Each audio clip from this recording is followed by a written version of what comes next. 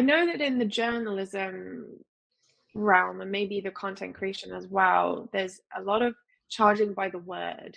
And I think that's part of the reason why it's difficult to earn more as a writer. Have you found that that has changed since you've expanded into other types of writing, or what's your current way of requesting compensation?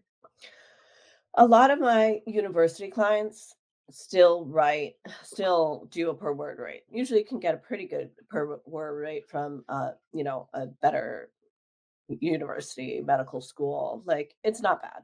Another one of my PR clients, they have just a set fee for a certain length. So it is kind of a per word rate, but for me, like it's a good rate. For like managing editor work, I do a retainer style. So I say I will work between 10 and 15 hours a week on this project for a set rate. And that's how I kind of manage my time. For the articles we're assigning there, that's also like a set fee, like a project fee. So Hmm.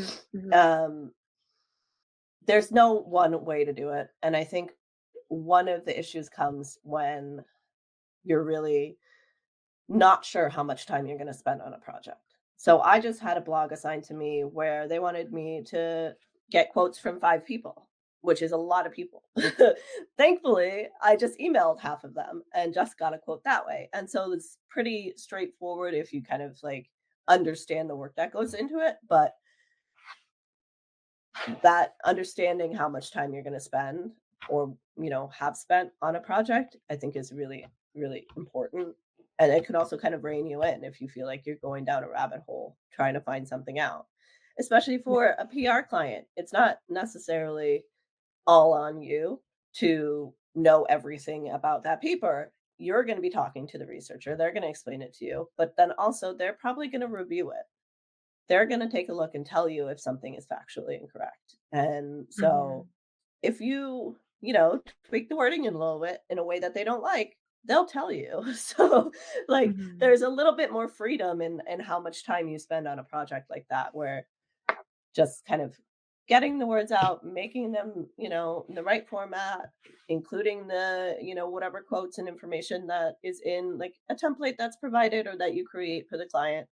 Um, it's you can make it that word rate, whatever it is, make sense for you based on the time that you put in. So I'm a big fan Hmm. of just tracking your time Hmm. and knowing like your hourly rate for the project as a whole.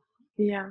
Yeah, because something like a website, especially if you're making it from scratch, it's very difficult to know how expensive it might get and how much detail you're going to include on each of the pages. And then before you know it, they've added 10 extra things and Mhm. it can get really out of hand. So I think the sort of retainer hourly rate combo can work really well with something like that. But like you Yeah. said, the more you track your hours, the more you get a sense of what is fair and what, you know, if you can get fixed fees, it does make it a lot easier, but then it can be riskier as well. Yeah. Um, I just had yeah.